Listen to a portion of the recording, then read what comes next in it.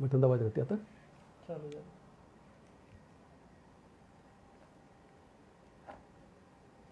चालू झालं. Hello,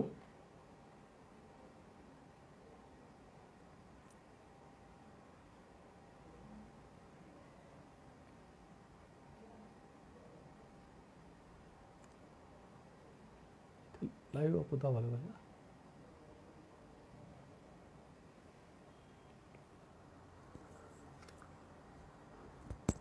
hello, आवाज येतोय का? कुणीतरी सांगताय का? बरं जरा आवाज येतोय का?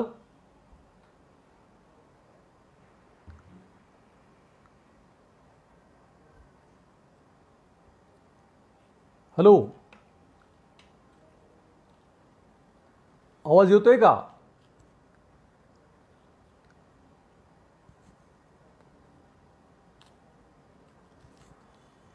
तर मित्रहो, आपण ज्या देशामध्ये राहतो तो देश हा एक जगातील सुंदर देश म्हणून ओळखला जातो. परंतु या सुंदर आणि देखण्या देशाचा दुर्धर रोग म्हणजे अस्पृश्यता आहे. या अस्पृश्यतेचं मूळ जाती व्यवस्थेमध्ये आहे आणि ही जाती व्यवस्था हिंदू धर्माचे प्रमुख वैशिष्ट्य आहे. जाती व्यवस्था वैशिष्ट्य असलेल्या ह्या हिंदू धर्मामध्ये असं सांगितलं जातं की 33 कोटी देव आहेत. परंतु या 33 कोटी देवापैकी एकही देव या देशातल्या अस्पृश्य माणसाच्या मागे उभा राहिला नाही. एकही देव या ठिकाणच्या दलित महिलांवर होणाऱ्या अत्याचाराच्या अनुषंगाने तिच्या मागे उभा राहिला नाही. यानंतर या देवाची जी मंदिरं आहेत, या देवाच्या मंदिरामध्ये एखादा सवर्ण माणूस गेला तर तो पवित्र होतो. परंतु या मंदिरामध्ये स्त्रियांना देखील प्रवेश दिला जात नाही. या मंदिरामध्ये एखादा अस्पृश्य माणूस गेला तर तो अस्पृश्य माणूस देखील पवित्र होत नाही. उलट आपण पाहतो की या ठिकाणी या अस्पृश्य माणसाच्या या स्पर्शाने या ठिकाणचा देवच अपवित्र होतो. त्यानंतर असंही मानलं जातं की ज्या वेळेला देशामध्ये संकट निर्माण होतं, समाजामध्ये संकट निर्माण होतं, त्यावेळेला देवाचा अवतार हा होत असतो किंवा देव अवतार घेतो असं मानलं जातं. परंतु आज आपण पाहतो की हजारो वर्षापासून हा अस्पृश्य माणूस जो आहे हा अन्याय अत्याचार सहन करत आलेला आहे. परंतु आतापर्यंत कुठल्याही देवाने त्यांच्यासाठी अवतार घेतलेला नाही. आज स्त्रियांच्या संदर्भामध्ये रोज अत्याचार होताना दिसून येतात. दलित स्त्रियांच्या संदर्भामध्ये तर त्याच्यापेक्षा अधिक अत्याचार होताना दिसून येतात. परवाच लोकसभेमधली माहिती सांगतो की त्या ठिकाणी राजस्थानमध्ये दररोज 16 दलित महिलांवर अत्याचार केला जातो. हेच प्रमाण उत्तर प्रदेशामध्ये 8 आहे, मध्य प्रदेशामध्ये 7 आहे. म्हणजे रोज या ठिकाणी महिलांवर अत्याचार होत असताना देखील या ठिकाणी देवाचा अवतार आपल्याला झालेला दिसून येत नाही किंवा या ठिकाणी देव त्यांच्या रक्षणासाठी आलेला नाही. या देवाच्या संबंधीच असं सांगितलं जातं की देव जो आहे हा चमत्कार करतो. देवाने अनेक चमत्कार केलेले आहेत. काही देवाने भिंत चालवलेली आहे.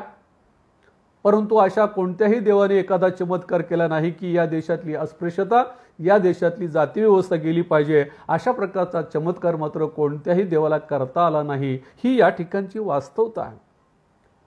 या ठिकाणची ही जाती व्यवस्था घालवण्याचं काम देवाला देखील करता आलं नाही. म्हणून या ठिकाणची अस्पृश्यता, या ठिकाणची जाती व्यवस्था हजारो वर्षापासून आज देखील टिकून असलेली दिसून येते. नवस केल्याने, उपास तापास केल्याने देखील ही जाती व्यवस्था जात नाही. आजकाल तर आपण पाहतो की या ठिकाणी प्रत्येक जातीची स्मशानभूमी वेगळी आहे. आजच्या काळात तर प्रेताला देखील आपली जात सांगितल्याशिवाय सरणावर चढता येत नाही. प्रेत जळते मित्र हो, परंतु जात काही जळत नाही. आज देशामधल्या गायी सुरक्षित आहेत, परंतु आमच्या आया बहिणी सुरक्षित नाही आहेत. या देशामध्ये गायीसारख्या प्राण्यांचं संरक्षण करण्यासाठी गोरक्षक पथक निर्माण झालेलं आहे, परंतु आमच्या भगिनी आहेत, आमच्या मुली आहेत, यांचं संरक्षण करणारी एखादी भगिनी रक्षक कुणी पथक काढलेलं नाही आहे. म्हणजे या ठिकाणी स्त्रियांना, माणसासारख्या माणसांना देखील या ठिकाणी संरक्षण देण्याची कल्पना नाही. आज आपल्या देशामध्ये अंधश्रद्धेचं थैमान आहे. आज माणसं अंधश्रद्धेला देखील मोठ्या श्रद्धेने वाटतात. खरं तर अंधश्रद्धा हे एक मानसिक आजार आहे आणि या मानसिक आजाराला सातत्याने या ठिकाणी वाटप करण्याचं काम जे आहे या ठिकाणी केलं जातं. या ठिकाणी वास्तव बोलणं अंधश्रद्धेच्या विरोधामध्ये बोलणं गुन्हा मानलं गेलं आणि म्हणून अंधश्रद्धेच्या विरोधामध्ये ज्यांनी बोललं त्यांना ठार मारलं जातं. त्यापैकीच आमचे दाभोळकर आहेत. या दाभोळकरांना आणखी देखील न्याय मिळाला नाही. या दाभोळकरांना न्याय मिळत नाही, त्याचे गुन्हेगार सापडत नाही आणि मग या ठिकाणच्या पोलिसांना देखील पोलीस स्टेशनमध्ये मांत्रिक बोलवावं लागतो. याच्यापेक्षा वाईट काय असू शकतं की ज्या माणसाने आपलं आयुष्य जे आहे हे अंधश्रद्धेच्या विरोधामध्ये घालवलं आणि त्या माणसाचा गुन्हेगार शोधण्यासाठी पोलिसाला देखील मांत्रिकाची गरज भासते. याच्यापेक्षा वाईट काय असू शकतं. मित्र हो, आज आपण पाहतो की करोनासारखं महासंकट या देशावर आलेलं आहे.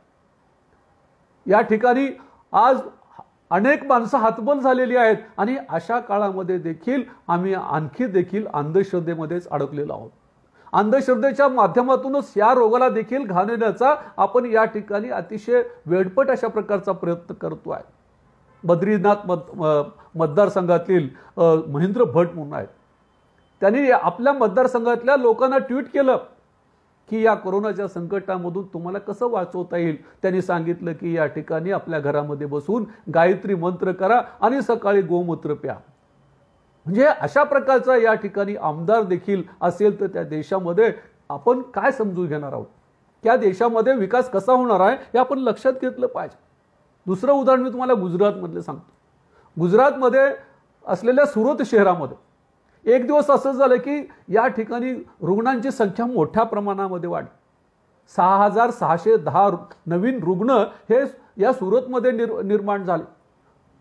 दर तासाला 3 मुलं ही दगावू लागली आणि अशा अवस्थेमध्ये त्या ठिकाणी दवाखान्यामध्ये उपचार करण्याच्या ऐवजी त्या ठिकाणचे मेडिकल ऑफिसर, त्या ठिकाणचे डीन यांनी काय उपचार करावा, तर त्यांनी काय केलं की त्या ठिकाणी उमाशंकर आर्य नावाच्या माणसाला बोलावलं आणि त्याच्या हस्ते शासकीय रुग्णालयामध्ये या ठिकाणी यज्ञ करण्याचं काम केलं.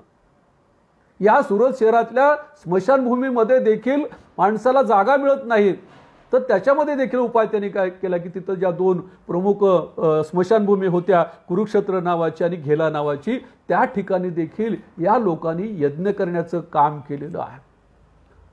आता दुसऱ्या बाजूला आपण पाहतो की या देशातली जबाबदार माणसं देखील या ठिकाणी या अंधश्रद्धेला बळी पडत असलेले दिसून येतात किंवा त्यांचं समर्थन करताना दिसून येतात.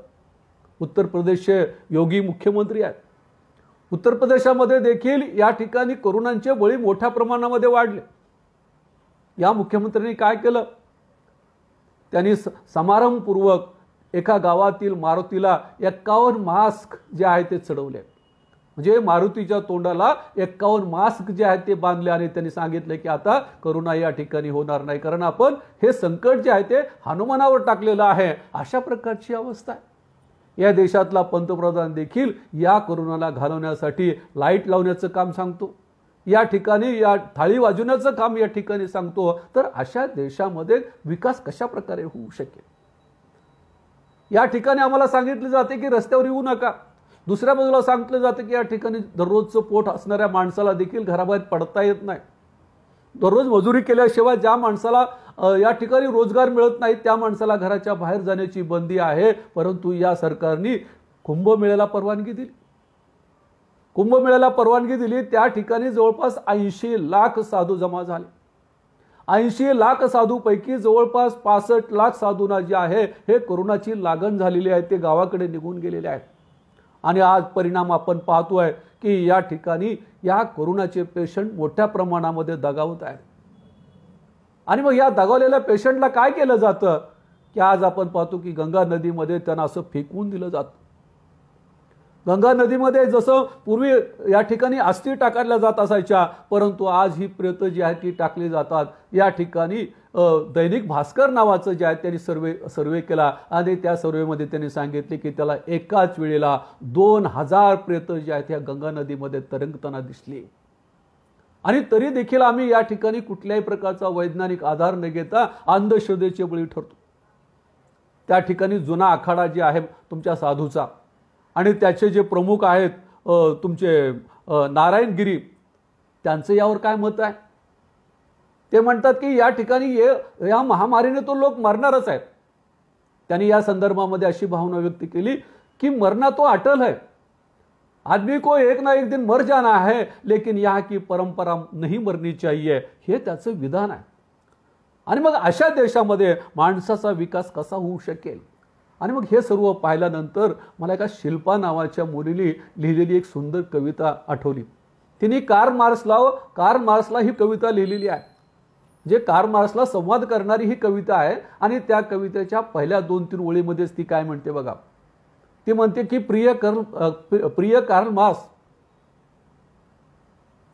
मार्क्स, तू म्हणतोस की धर्म ही अफूची गोळी आहे. प्रिय मार्क्स, तू असं म्हणतो की धर्म अफूची गोळी आहे, हे जगणं सुपरस्ट्रक्चर आहे. परंतु आम्ही तर सर्व भारतीय अफूवर जगतो. आणि भारतीय भूमी जी आहे ही अफूच्या लागवडीसाठी अतिशय सुंदर अशा प्रकारची भूमिका आहे. यावरून आपल्या लक्षात येऊ शकेल की या देशामध्ये अंधश्रद्धा ही किती मोठ्या प्रमाणामध्ये जोपासली जाते. आणि मग हे सगळं चित्र पाहिल्यानंतर आज अंधश्रद्धेचे या संदर्भामध्ये आहेत, महिलांच्या संदर्भामध्ये अत्याचार आहेत, या ठिकाणी दलितांच्या संदर्भामध्ये अत्याचार आहेत, धार्मिक कर्मकांड मोठ्या प्रमाणामध्ये वाढलेला आहे. आणि मग अशा वेळेला आपल्याला काय वाटतं, हा माझा मूलभूत प्रश्न आहे. कारण मला असं वाटतं की अशा वेळेला खऱ्या अर्थाने आम्हाला बुद्धाच्या विचाराची गरज आहे. आणि म्हणून या ठिकाणी आज संयोजकांनी सिद्धार्थ बुद्ध समजून घेताना हा विषय अतिशय समजसूचक अशा पद्धतीने दिलेला आहे. कारण अशा अवस्थेमध्ये या अवस्थेतून बाहेर काढणारा विचार जर कोणता असेल तो बुद्धाचा विचार आहे. आणि या बुद्धाच्या विचाराशीच मी आपल्याशी संवाद करणार आहे. या बुद्धाच्या विचाराशी संवाद करण्याच्या अगोदर मी पहिल्यांदा तथागत गौतम बुद्ध, या ठिकाणी महात्मा बसवेश्वर, छत्रपती शिवाजी महाराज, शाहू महाराज, महात्मा फुले, डॉक्टर बाबासाहेब आंबेडकर, अण्णाभाऊ साठे यांना पहिल्यांदा मी विनम्र अभिवादन करतो आहे. त्याचप्रमाणे धम्मभवन चॅरिटेबल ट्रस्ट निर्मिती प्रकाशक आयोजित बुद्ध पौर्णिमा निमित्त ऑनलाईन व्याख्यानमालेचे संयोजक अनिल मम्माणे आणि आपण सर्व जमलेले आहेत. या सर्वांना मी पहिल्यांदा विनम्र अशा पद्धतीचं या ठिकाणी विनंती करतोय की आपण या ठिकाणी या संदर्भामध्ये चिंतन करण्याची गरज आहे. डॉक्टर बाबासाहेब आंबेडकरांनी एका ठिकाणी असं म्हटलेलं आहे की भारतामध्ये देखील एखादा मार्टिन ल्युथर झाला पाहिजे आणि अशा मार्टिन ल्युथरचा मी या ठिकाणी शोध घेतो आहे. त्याचबरोबर ते असं म्हणतात की या देशामधल्या समस्या पाहिल्यानंतर मला रात्रंदिवस काम करणाऱ्या कार्यकर्त्यांची एक फळी पाहिजे आणि ती फळी देखील मी या ठिकाणी शोधतो आहे.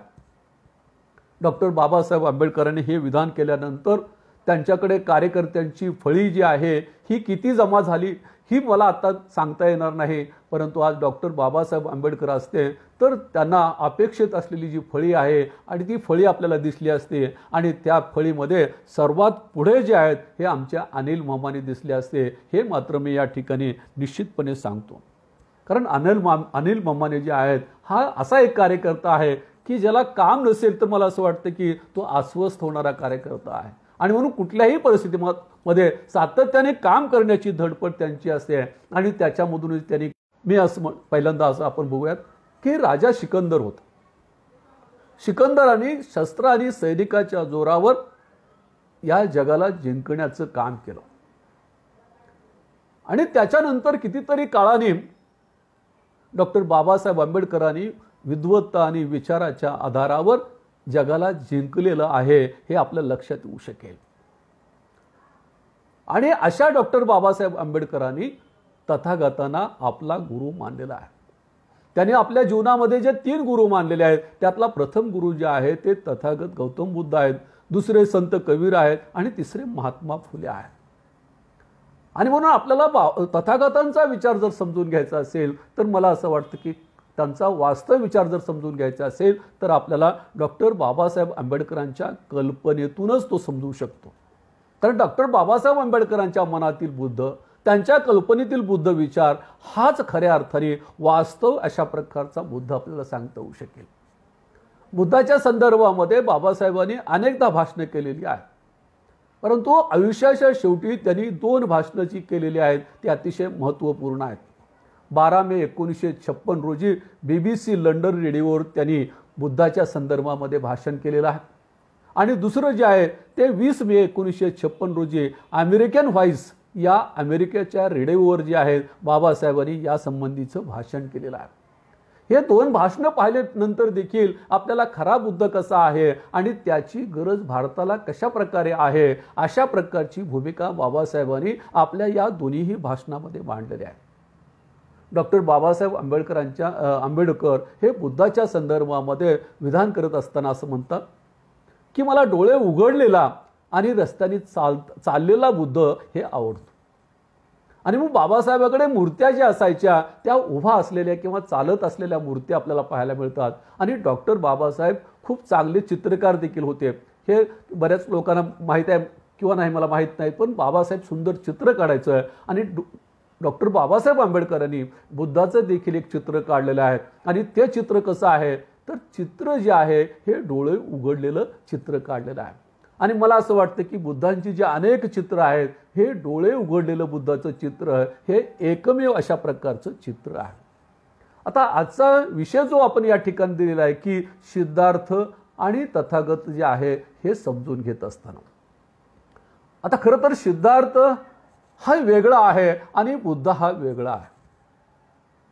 सिद्धार्थाचा जन्म आपण म्हणून की इसवी पूर्व 563 आहे आणि बुद्धाचा जन्म जो आहे हा 588चा आहे. ज्यावेळेला सिद्धार्थाला ज्ञानप्राप्ती होते तिथून खऱ्या अर्थाने बुद्धाची सुरुवात होते. आणि म्हणून या बुद्धांची सुरुवात झाल्यानंतर त्यांना ज्ञानप्राप्ती झाली म्हणजे नेमकं काय झालं? त्यांना ज्ञानप्राप्ती झाली म्हणजे या ठिकाणी एका गोष्टीचं आकलन झालं की या जगामध्ये दुःख हे अटळ आहे. आणि दुसरी गोष्ट अशी की ते दुःख हे दूर करता येऊ शकतं हा एक विचार आहे. यालाच ज्ञानप्राप्ती असं म्हटलेलं आहे. आणि म्हणून या ज्ञानप्राप्त झालेल्या बुद्धाला अनेक नावांनी संबोधलं जातं. त्याच्यामध्ये तथागत असं देखील त्यांना म्हटलं जातं. तथागताचे 2 अर्थ आहेत. एक अर्थ असा आहे की ज्याला सत्याचे यथार्थ नॉलेज आहे, यथार्थ ज्ञान आहे तो म्हणजे तथागत आहे. आणि दुसरा त्याचा अर्थ आहे की जो जसा बोलतो तसाच वागतो तो म्हणजे तथागत असतो. आणि म्हणून तथागताने आपल्या आयुष्यामध्ये जे काही आपलं प्रवचन केलंय ते पहिल्यांदा आचरणात आणलेलं आहे. आणि त्या अर्थाने या ठिकाणी त्याचा विचार, त्यांची शिकवण जी आहे हे लोकांमध्ये घेऊन गेलेले आहेत. ज्ञानप्राप्ती झाल्यानंतर तथागतांनी 45 वर्ष आपल्या तत्वज्ञानाचा प्रचार केला. आपल्या धर्माचा मी म्हणणार नाही, तथागताने आपल्या विचाराचा प्रचार केला. 45 वर्षामध्ये जगामध्ये हे तत्वज्ञान घेऊन जाण्याचं काम तथागताने केलं. की जे पुष्पक विमानाने फिरणारे जे देव होते त्या देवांना देखील जे जमलं नाही ते तथागताने पायी फिरून केलं. आणि या ठिकाणी आपल्या तत्वज्ञानाचा विचार जो आहे, आपली वास्तव विचाराची मांडणी जी आहे ही जगापर्यंत पोहोचवण्याचं काम केलं. आणि मग परिणाम काय आहे? परिणाम हा आहे की आज जग जे आहे हे भारताला बुद्धाची भूमी म्हणून ओळखले जाते. आज जगाला भारताची ओळख जी आहे ती बुद्धामुळे आहे. जगातले अनेक देशातील लोक जे आहेत रात्री झोपताना भारताकडे पाय करून झोपत नाहीत. एवढा आदर त्यांना तथागताच्या संदर्भामध्ये आहे. की आमच्या लातूरमधले प्रदीप राठी नावाचे ग्रस्त आहेत. ते काँग्रेसचे कार्यकर्ते होते वगैरे. ते जापानला गेले. जापानला गेल्यानंतर एका लॉजमध्ये राहिले आणि राहिल्यानंतर ते म्हणाले सकाळी माझ्या रूमचं नॉक केलेलं कळालं तर बाहेर पाहिले की त्यांनी सांगितले की तुम्हाला कोणीतरी माणसं भेटायला आली. राठींना आश्चर्य वाटलं की या ठिकाणी जपानमध्ये आपल्या ओळखीचं कोण असणार आहे? तर ते म्हणाले ठीक आहे, पाठवून द्या. आल्यानंतर त्यांनी पाहिलं की त्या ठिकाणी काही तरुण मुलं जे आहेत, काही तरुण मुली जे आहेत, हातामध्ये पुष्पगुच्छ घेऊन त्यांच्या समोर उभा राहिलेत आणि त्यांनी त्याचं स्वागत केलं. प्रदीप राठे म्हणाले की मी तुम्हाला ओळखत नाही. ते म्हणाले की आम्हाला ओळखीची गरज नाही, तुम्ही भारतातून आलात हे आम्हाला कळालं आणि म्हणून भारतातून आलेल्यामुळे तुमचं आम्ही या ठिकाणी स्वागत केलं. अशा प्रकारची भावना भारतासंबंधीची ही बाहेरच्या जगामध्ये आहे, बाहेरच्या देशामध्ये आहे. 1879 मध्ये एडविन आर्नल्ड यांनी एक पुस्तक लिहिलं, लाईट ऑफ आशिया. आणि बुद्धाचे तत्वज्ञान जे आहे हे जगामध्ये आशिया खंडामध्ये कशा पद्धतीने पसरलेलं आहे ही कल्पना मांडलेली आहे. आज जर हा आर्नल्ड असता तर त्याने लाईट ऑफ आशिया हे पुस्तक लिहिलं नसतं, तर त्याने लिहिलं असतं या ठिकाणी लाईट ऑफ वर्ल्ड. म्हणजे आज बुद्धाचा विचार जो आहे हा काय विशिष्ट प्रदेशामध्ये राहिलेला नाही, तर तो आज जगामध्ये गेलेला आहे. आणि अशा या तत्वज्ञानाच्या संदर्भामध्ये आपण बघणार आहोत. या बुद्धाच्या शिकवणीला पहिल्यांदा धम्म हे नाव देण्याचं काम डॉक्टर बाबासाहेब आंबेडकरांनी केलं. बुद्ध अँड हिज धम्मामध्ये त्यांनी धम्म हा शब्द वापरलेला आहे. त्यांनी सांगितले की तथागत जो आहे हा धर्माचा निर्माता नाही, धम्माचा निर्माता आहे. आणि बाबासाहेबांनी सांगितले की धर्म आणि धम्म याच्यामध्ये खूप मोठं अंतर आहे. आणि मग त्यावेळेला त्यांनी काय केलं की धर्माचे जे अभ्यासक होते त्यांच्या डेफिनेशन, त्यांच्या व्याख्या ज्या आहेत या व्याख्या त्यांनी दिल्या. मग त्याच्यामध्ये एडवर्ड टायलर असेल, हॉवेल असेल यांच्या व्याख्या दिल्या आणि त्यांनी सांगितलं की धर्म काय असतो. टायलर काय म्हणतो की अलौकिक शक्तीवरचा विश्वास म्हणजे धर्म. हॉवेल काय म्हणतो या ठिकाणी सुपर कॉम्प्लेक्स जो आता आहे किंवा सर्वोच्च शक्ती आहे त्या शक्तीविषयीचा विश्वास आणि त्या विश्वासाला अनुसरून असलेल्या श्रद्धा आणि या ठिकाणी विधी याला धर्म असं म्हणतात. डॉक्टर बाबासाहेब आंबेडकर म्हणतात की बुद्ध धर्मामध्ये, बुद्ध शिकवणीमध्ये या ठिकाणी कुठल्याही प्रकारची अलौकिक शक्ती नाही आहे, कुठल्याही प्रकारचा या ठिकाणी विधी नाही आहे आणि त्यामुळे तो धर्म असू शकत नाही, तो धम्म आहे. आणि मग बाबासाहेबांनी या धम्माचा अर्थ सांगितला की धम्म म्हणजे या ठिकाणी जीवन जगण्याची पद्धती आहे. डॉक्टर बाबासाहेब आंबेडकरांनी 1956 मध्ये मरण्याच्या अगोदर हा धम्मग्रंथ लिहिला. त्यामध्ये त्यांनी सांगितले की धम्म ही जीवन पद्धती आहे. परंतु दुर्दैवाने आम्हाला ती कळाली नाही आणि मग आमच्या अगोदर RSSला कळाली आणि त्यांनी सांगितले की हिंदुत्व जे आहे ही जीवन जगण्याची पद्धती आहे. म्हणजे आपल्याला कळण्याच्या अगोदरच त्यांनी हा विचार घेतला आणि काही वेगळ्या पद्धतीची कल्पना त्यांनी मांडायला सुरुवात केली. आणि म्हणून या ठिकाणी धर्म या दृष्टिकोनातून न पाहता या ठिकाणी जीवन जगण्याचं तत्वज्ञान म्हणजे या ठिकाणी तथागताचं तत्वज्ञान आहे हे समजून घेणं गरजेचं आहे. का समजून घ्यावं लागेल? तर आजची परिस्थितीमध्ये तेच तत्वज्ञान आपल्याला त्या परिस्थितीमधून बाहेर काढू शकतं. आणि मग या तथागताचं तत्वज्ञान समजून घेत असताना काही मुद्दे आपल्याला लक्षात घ्यावे लागतील. त्यातला पहिला मुद्दा आपल्याला लक्षात येऊ शकेल की बुद्ध हे मार्गदाता आहेत. बुद्धांनी पहिल्यांदा सांगितलं की मी मार्गदाता आहे, मी मोक्षदाता नाही. डॉक्टर बाबासाहेब आंबेडकरांनी BBC इंग्लंडच्या रेडिओवर भाषण करताना पहिल्यांदा त्याची सुरुवातच अशी केली की मला बुद्ध का आवडतो. ते म्हणतात की या जगामध्ये जे जे काही लोक या संबंधीचं तत्वज्ञान सांगण्यासाठी आले तर त्यांनी पहिल्यांदा डिक्लेअर केलं स्वतःला की मी देवाचा पुत्र आहे, मी देवाचा प्रेषित आहे, मी देवाचा अवतार घेतलेला आहे आणि म्हणून त्यांनी आपलं तत्वज्ञान सांगितलं. परंतु बुद्ध हा असा जगातला पहिला माणूस आहे की त्यांनी सांगितलं नाही की मी या ठिकाणी प्रेषित आहे, त्यांनी सांगितलं नाही मी देवाचा अवतार आहे, त्यांनी सांगितलं नाही मी देवाचा मुलगा आहे किंवा त्यांनी सांगितले नाही की मी मोक्षदाता आहे. त्यांनी सांगितले की मी फक्त मार्गदाता आहे, मी फक्त मार्ग दाखवण्याचं काम करणार आहे, परंतु त्या मार्गाने तर तुम्हाला जायचं आहे. अशा प्रकारचा हा पहिल्यांदा वैज्ञानिक विचार मांडण्याचं काम जे आहे हे बुद्धाने केलं पाहिजे. हा वैज्ञानिक मार्ग जो आहे हा आपण लक्षात घेतला पाहिजे.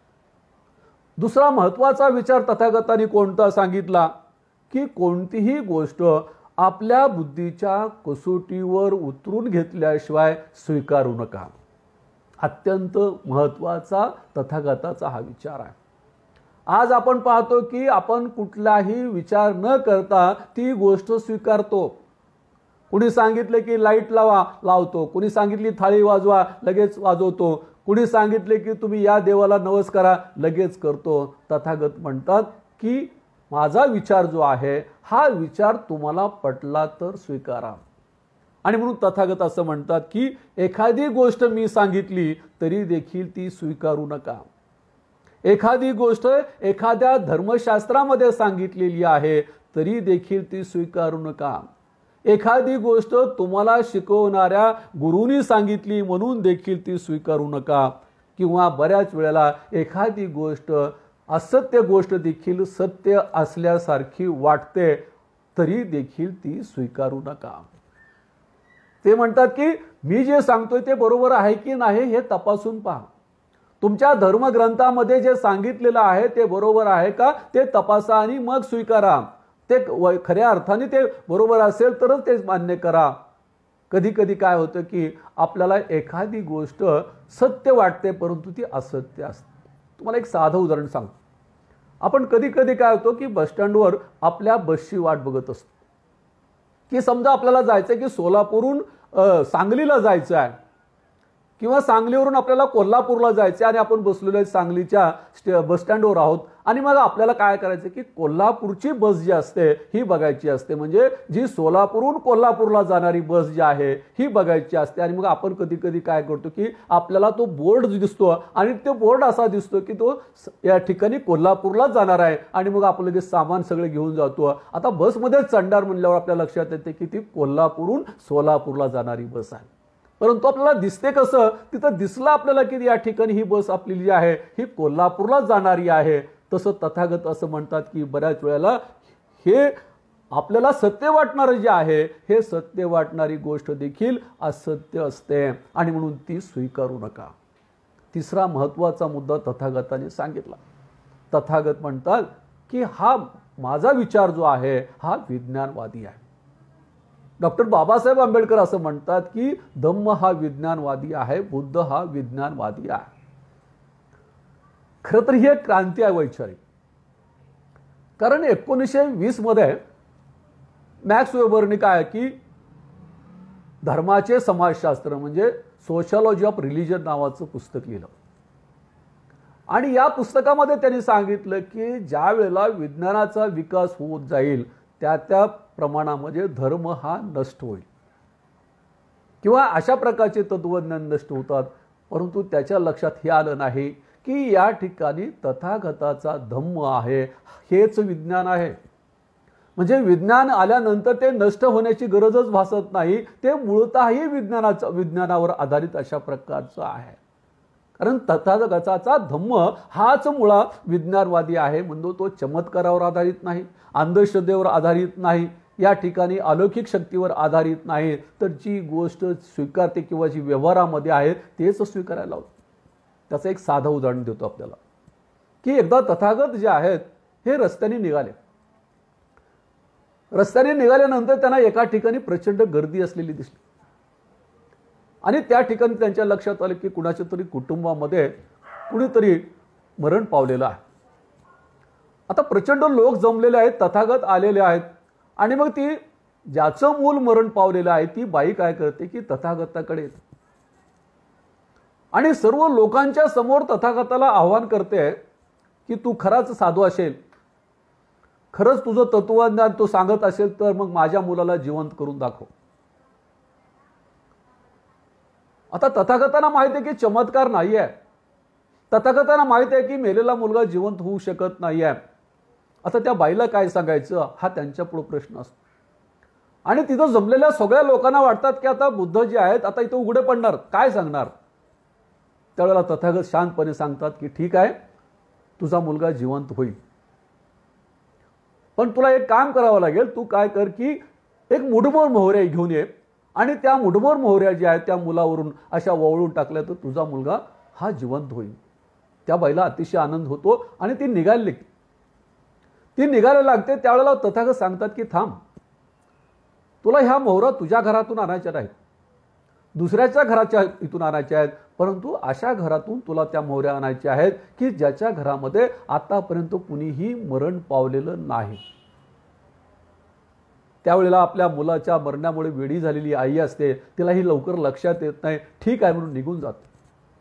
प्रत्येक घरी जाऊन सांगते की माझा मुलगा मरण पावलेला आहे आणि कुणीतरी साधू आलेला आहे आणि त्याने सांगितलेलं आहे की मुठभर मोहऱ्या आणून दे आणि मुठभर मोहऱ्या त्याच्यावरून अशा वळवून टाकल्या की तू उठणार आहे, मला तुमच्या मोहऱ्या द्या. मग ते हे पाहिल्यानंतर कुणालाही या ठिकाणी त्याबद्दल आपुलकी वाटणे हे साहजिक होतं. प्रत्येक बाई घरामध्ये जायची, मुठभर मोहऱ्या आणून तिच्या समोर द्यायची आणि मग त्यावेळेला ती विचारायची की तुमच्या घरामध्ये कुणी मेलेलं आहे का. ते सांगायचे हो, आमच्याकडे सासरे वारलेत, अमुक वारले, तमुक वारले. मग प्रत्येक घरामध्ये जाते त्यावेळेला त्यांच्या तिच्या लक्षात येतं की घरामध्ये ना कुणी मरण पावलेलं आहे.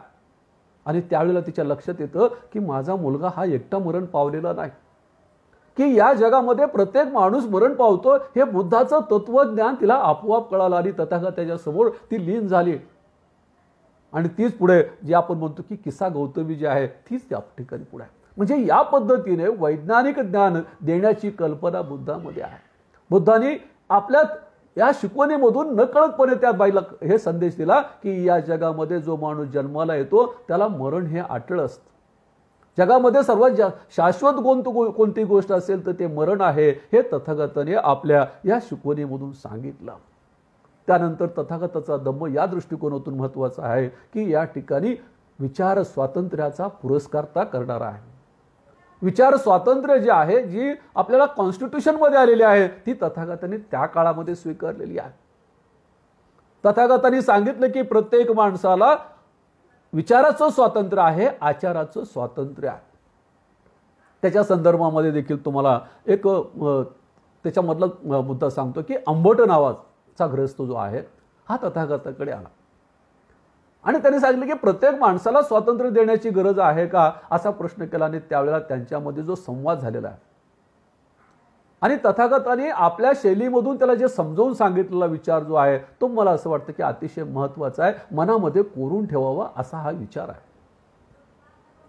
तथागत त्याला सांगत असताना अचानक त्यांना एका चिमणीकडे लक्ष जातं आणि त्या आंबटला उद्देशून म्हणतात ती चिमणी बघ, ती छोटीशी चिमणी आहे, ही चिवचिव करत आहे, कारण त्या चिमणीलाही निसर्गाने मुक्तपणे जगण्याचा आत्मा आविष्कार दिलेला आहे, बुद्धीचा वापर करण्याचं स्वातंत्र्य दिलेलं आहे.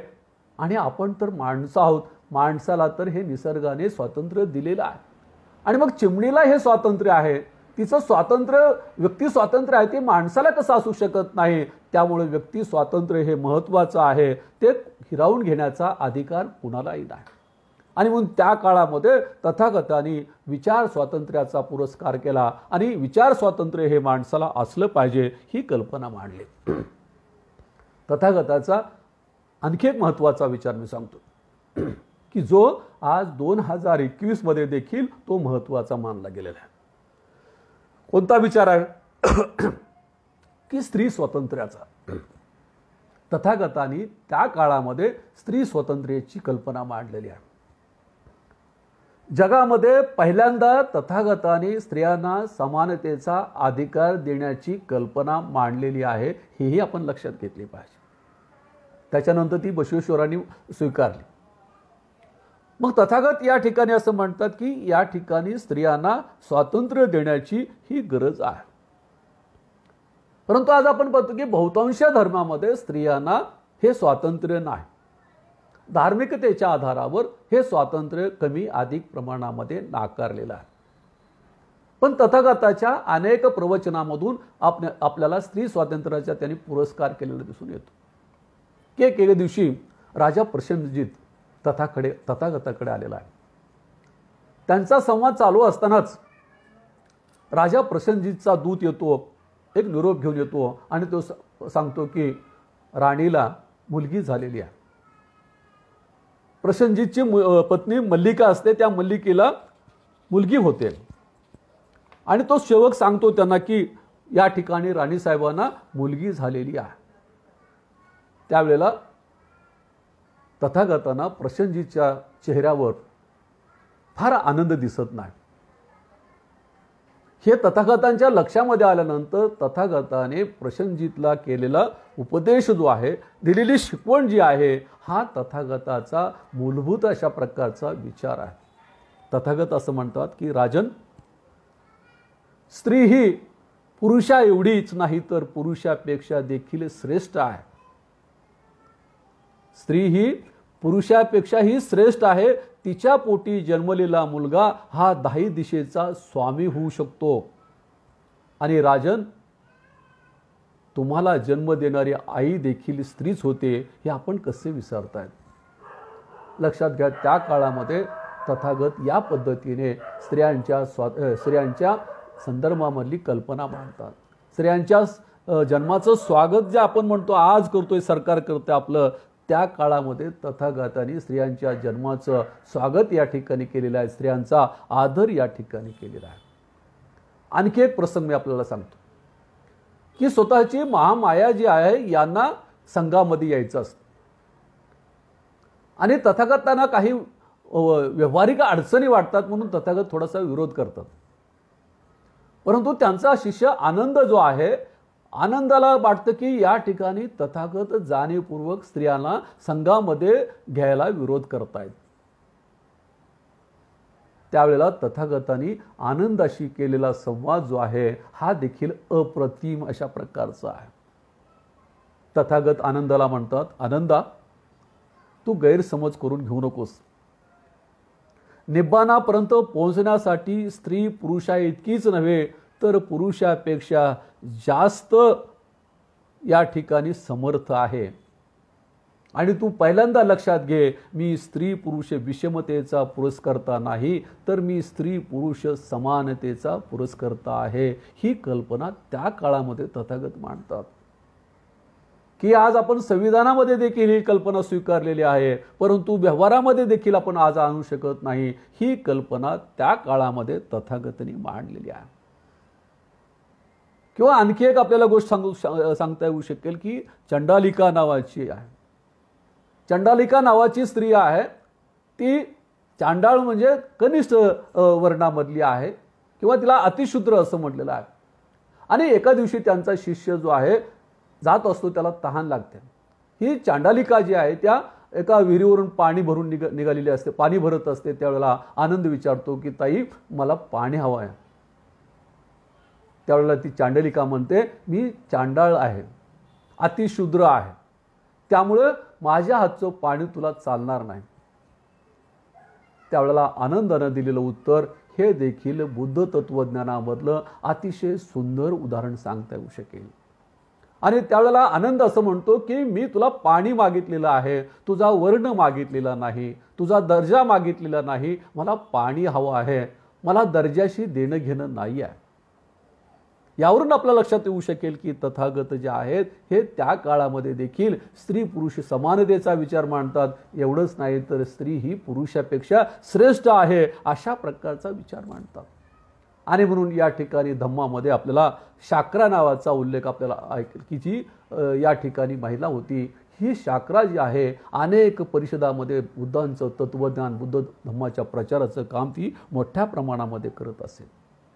यानंतर आपण असं पाहतो की बौद्ध धम्मामध्ये अनेक अशा महिला होऊन गेलेल्या आहेत की या ठिकाणी अतिशय चांगल्या प्रकारचं तत्वज्ञान मांडण्याचं काम केलेलं आहे. त्याच्यामध्ये मग पट्टाचारा आहे, या ठिकाणी धम्मरीना आहे, विशाखा आहे, सोना आहे, संगदाशी आहे, धम्मपाला आहे.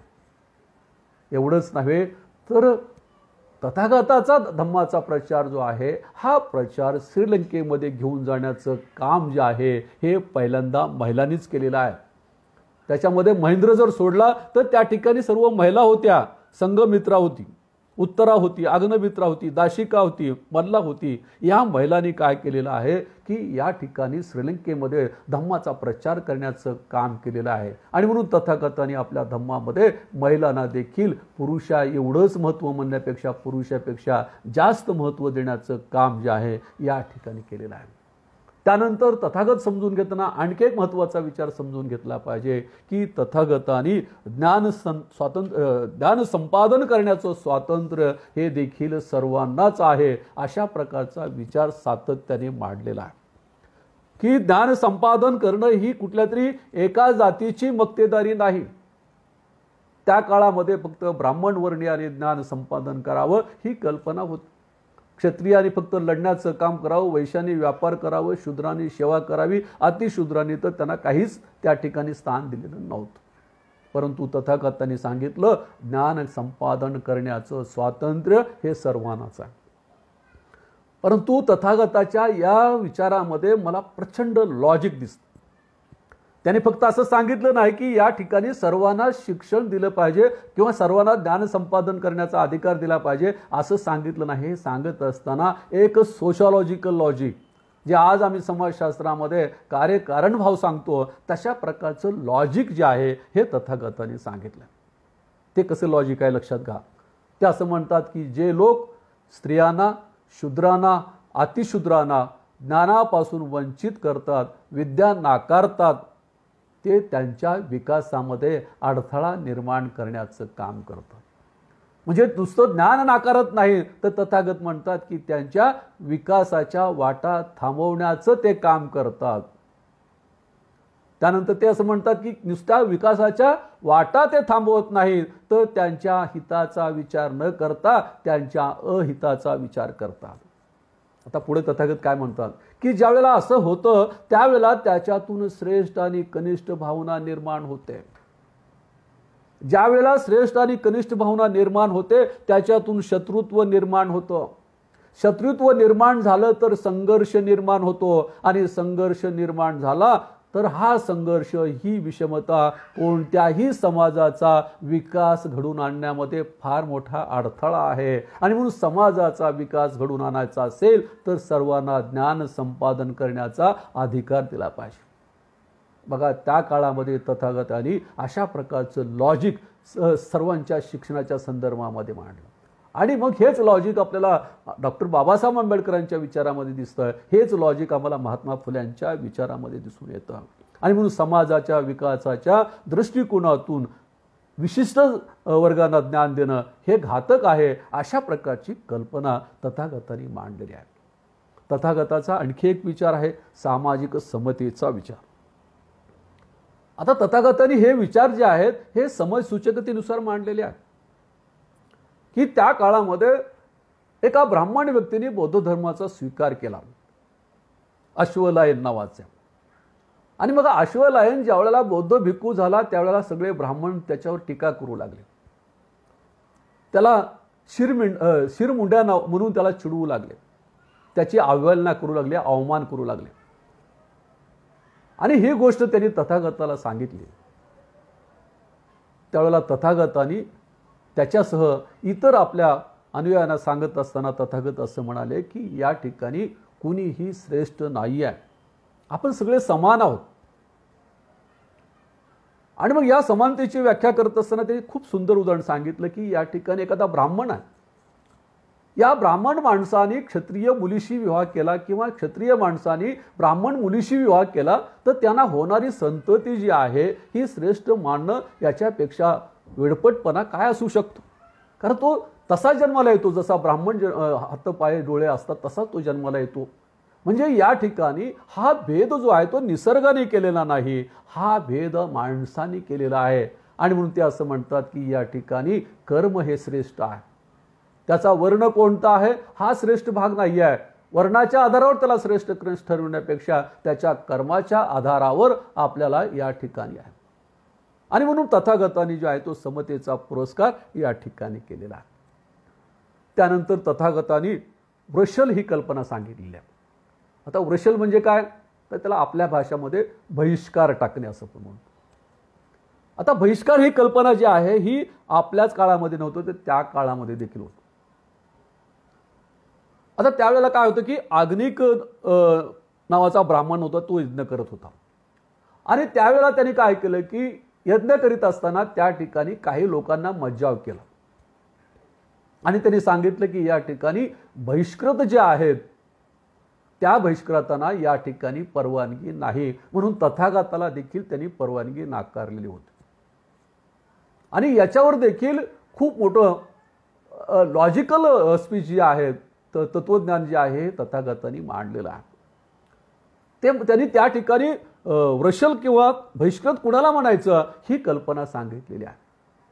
ते म्हणतात की या ठिकाणी कुणीही कुणाला बहिष्कृत ठरवू शकत नाही किंवा कुणालाही या ठिकाणी कुणाला बहिष्कृत ठरवण्याचा अधिकार दिलेला नाही. आणि माझ्या माहितीप्रमाणे या ठिकाणी शूद्र, अतिशूद्र, स्त्रिया हे बहिष्कृत असू शकत नाही. कारण त्या काळामध्ये काय होतं की फक्त ब्राह्मण जे आहेत हे श्रेष्ठ आणि बाकी सर्व बहिष्कृत त्या विधीच्या वेळेला मानले जात असे. तथागत म्हणतात जर बहिष्कृतच मानायचं असेल तर कुणाला मानलं पाहिजे. तथागतांनी या वृषलची किंवा बहिष्कृत माणसांची व्याख्या केली आहे. तथागत म्हणतात की बहिष्कृत हा शूद्र असू शकत नाही, अतिशूद्र असू शकत नाही, बहिष्कृत ही स्त्री असू शकत नाही. बहिष्कृत कोण असू शकतो? व्यभिचारी माणूस हा बहिष्कृत असू शकतो. त्याला समाजापासून दूर ठेवलं पाहिजे. बहिष्कृत कोण असू शकतो? दीर्घ द्वेष करणारा माणूस, दुसऱ्यांचा द्वेष करणारा माणूस जो आहे हा बहिष्कृत असू शकतो. दुर्गुणी माणूस जो आहे हा बहिष्कृत असू शकतो. जे लोक समाजाचा छळ करतात ते बहिष्कृत असू शकतात. आणि हे लोक बहिष्कृत झाल्यानंतर खऱ्या अर्थाने समाजाचा विकास होतो. एवढंच नव्हे तर त्या ठिकाणी बहिष्कृताची व्याख्या करताना बुद्धाने एक अतिशय सुंदर कल्पना मांडली आहे. ते म्हणतात की जे आई वडिलांचं पालन पोषण करत नाहीत ते देखील बहिष्कृत ठरतात. म्हणजे लक्षात घ्या, आज वृद्धाश्रम आपण चालवतो, परंतु त्या काळामध्ये तथागत सांगतात की आई वडिलांची सेवा न करणारे हे बहिष्कृत आहेत. म्हणजे त्यांना तुम्ही बाजूला ठेवलं तर चालेल, बहिष्कृत ते आहेत. म्हणजे बहिष्कृतची कल्पना जी आहे ही देखील तथागताची या पद्धतीने असलेली दिसून येते. याशिवाय देखील तथागतांनी प्रज्ञा, शील, करुणा, मैत्री या संबंधीचा देखील विचार मांडलेला आहे.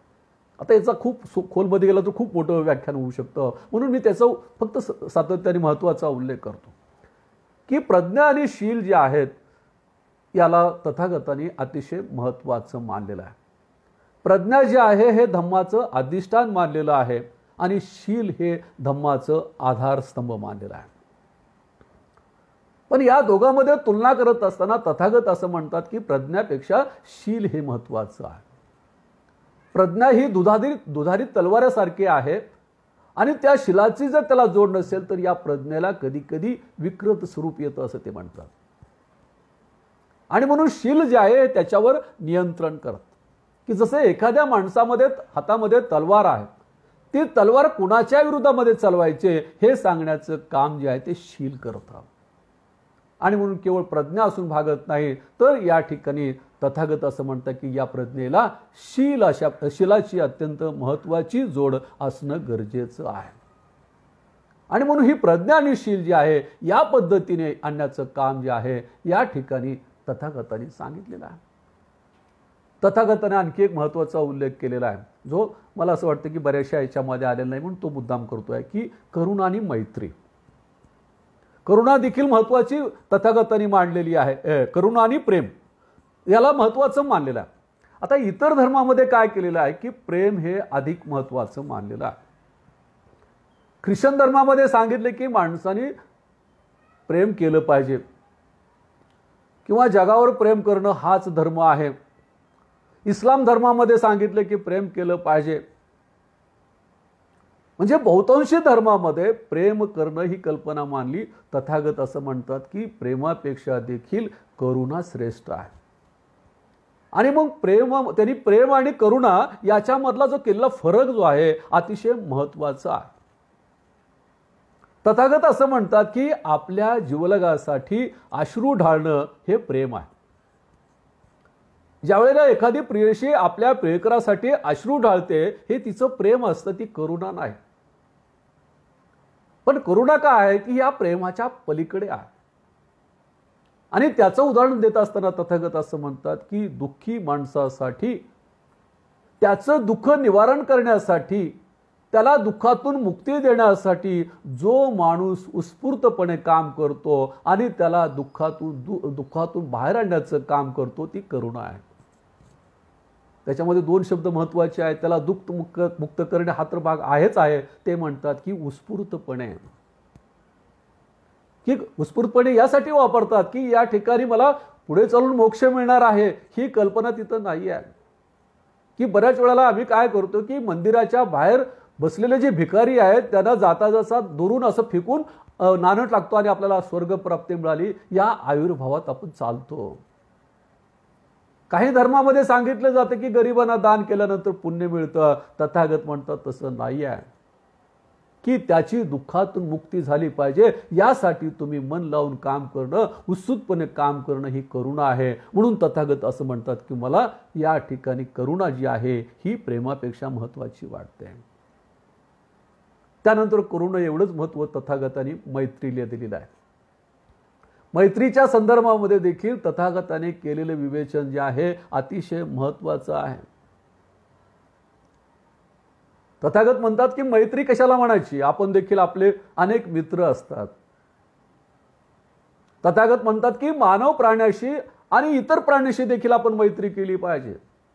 आणि मैत्रीचा अर्थ सांगत असताना मैत्रीची व्याख्या करताना असे म्हणतात की ती कशानेही तुटत नाही, कशानेही दुखावत नाही, ती मैत्री असते. बघा किती विशाल आणि अतिशय महत्त्वाचा विचार मांडला. तथागत मांडत असताना बऱ्याच वेळेला ते उदाहरणं देखील त्याच्याबरोबरच येतात.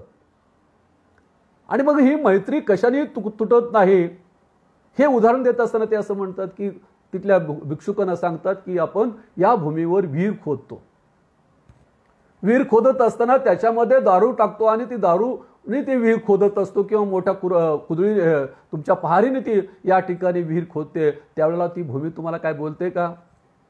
ती बोलत नाही, ती शांत राहते. आपण विहीर खोदतो तसं मैत्री असते.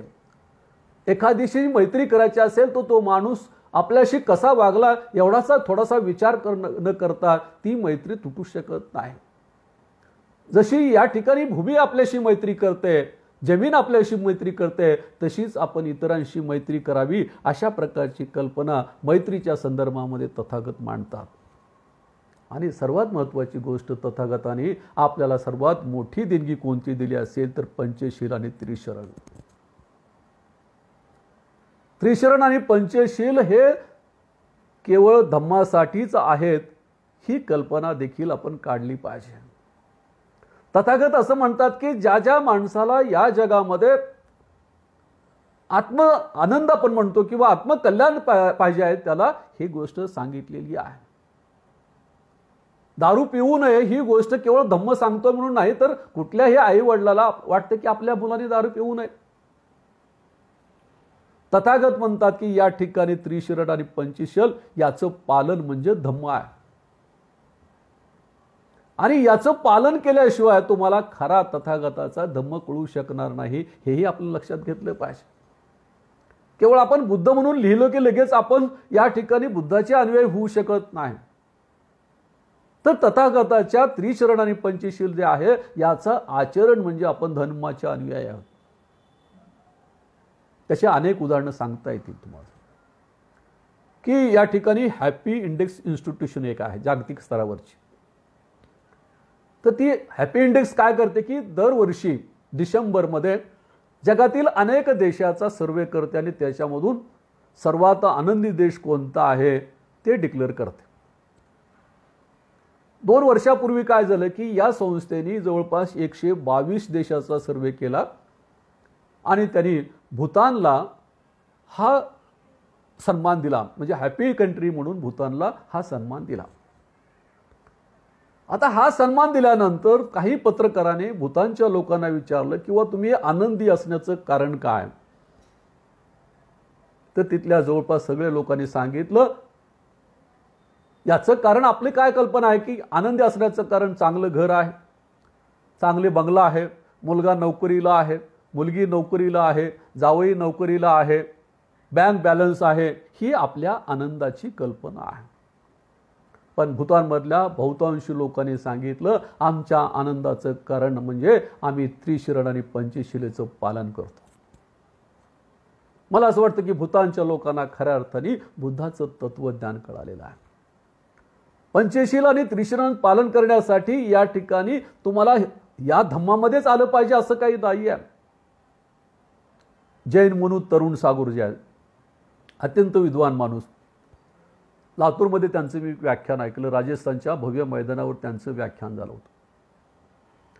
त्या तरुण सागरने एक गोष्ट महत्त्वाची सांगितली, मला असं वाटतं की ती देखील महत्त्वाची म्हणून मी आपल्यासमोर मांडतोय.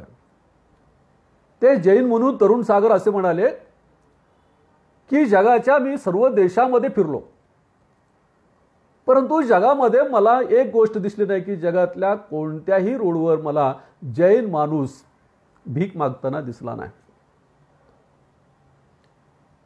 आता इतर धर्माविषयी बोलणार नाही, पण मी जैन धर्माविषयी बोलल की इतर लोक किती मागतात वगैरे ह्याच्याबद्दल बोलणार नाही, पण म्हणलं की जगामध्ये मी फक्त जैन धर्माच्या संदर्भामध्ये असं पाहिलं की जगाच्या कोणत्याही देशामध्ये मला जैन माणूस जो आहे हा भीक मागताना दिसला नाही.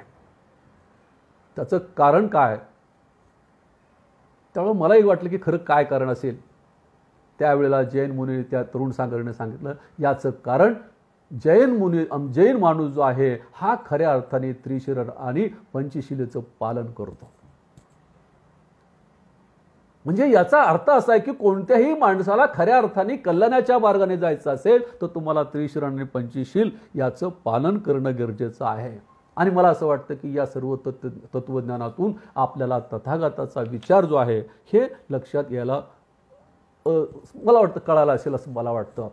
आणि म्हणून तथागत समजून घेत असताना आपल्याला ह्या सर्व गोष्टी या समजून घेतल्या पाहिजेत. विशेषतः भारतासारख्या देशामध्ये, म्हणून मी सुरुवातीला सांगितले की भारतामध्ये असंख्य अशा प्रकारचे प्रश्न आहेत आणि म्हणून या प्रश्नांची सोडवणूक करण्यासाठी आपल्याला या तथागताच्या मार्गाशिवाय पर्याय नाही आहे. तथागताचा धम्म आम्ही स्वीकारला, या ठिकाणी त्याचे तत्व न स्वीकारता जर स्वीकारलं तर त्या धम्माला स्वीकारण्याला काही अर्थ उरू शकत नाही. म्हणून तथागताचा धम्म हा तथागताची शिकवण आहे, त्याचं आचरण आहे या ठिकाणी. आणि आज भारतालाच नाही तर जगाला याची गरज निर्माण झालेली आहे.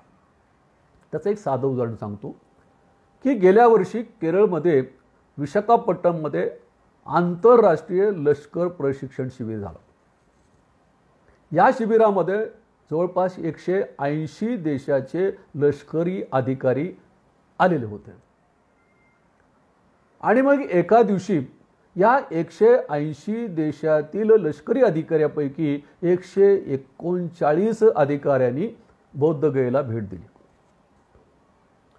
आणि त्या ठिकाणी त्या बौद्ध वृक्षाखाली सगळे बसले आणि त्या ठिकाणी काही पत्रकार त्यांच्याशी बोलले आणि त्यावेळेला त्या पत्रकाराला त्यांनी दिलेली उत्तर जी आहेत ती देखील महत्त्वाची मला असं वाटतं.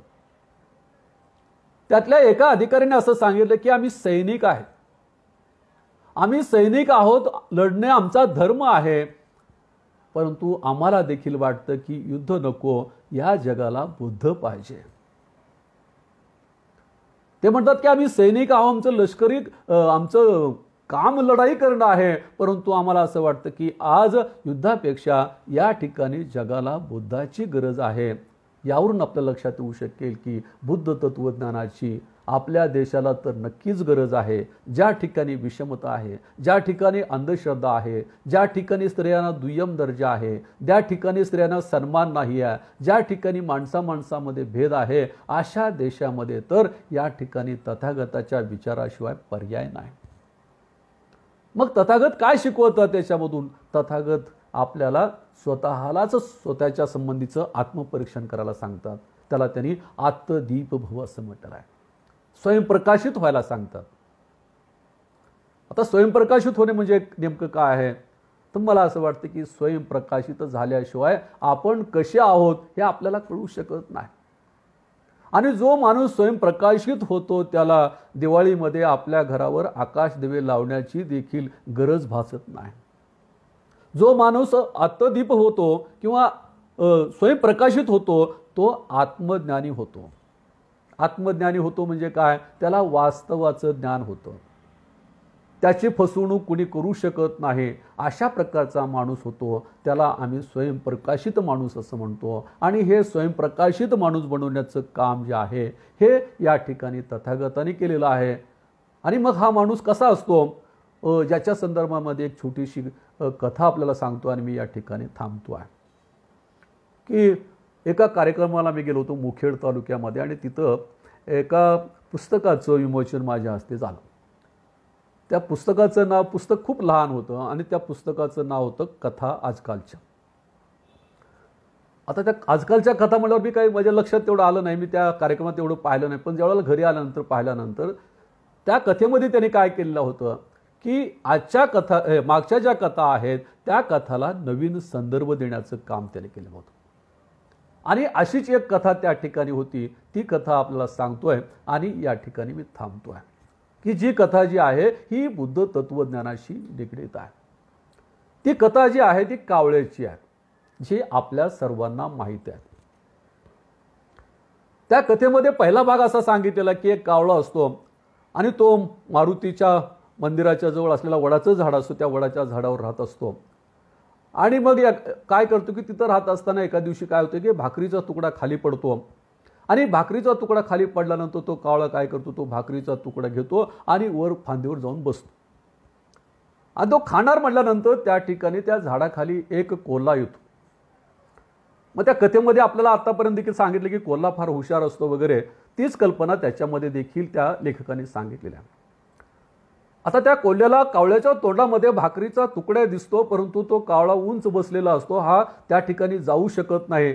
आणि मग तो कोल्हा काय करतो की एक युक्ती लढवतो आणि कावळ्याला बोलतो. आता ही कथा आहे शेवटी.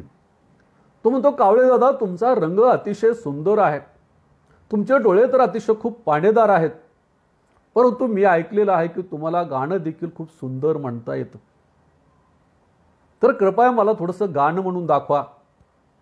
आणि मग कावळ्याला देखील त्याच्या डोळ्याची स्तुती केली, त्याच्या पंखाची स्तुती केली, रंगाची स्तुती केली की आनंद होतो. आणि लगेच तो काय करतो की गाणं म्हणायला सुरुवात करतो. आणि गाणं म्हणायला सुरुवात केल्याबरोबर त्याच्या तोंडातली भाकरी जी आहे ती खाली पडते आणि कोल्हा भाकर घेऊन निघून जातो, कावळावर गाणं म्हणत बसतो. आता या पद्धतीने कावळा आणि त्या कोल्ह्यांची अशाच पद्धतीने भेट होत जाते. प्रत्येक वेळेला भाकरीचा तुकडा कावळा आणतो आणि घेऊन जाण्याचं काम जे आहे तो कोल्हा करतो.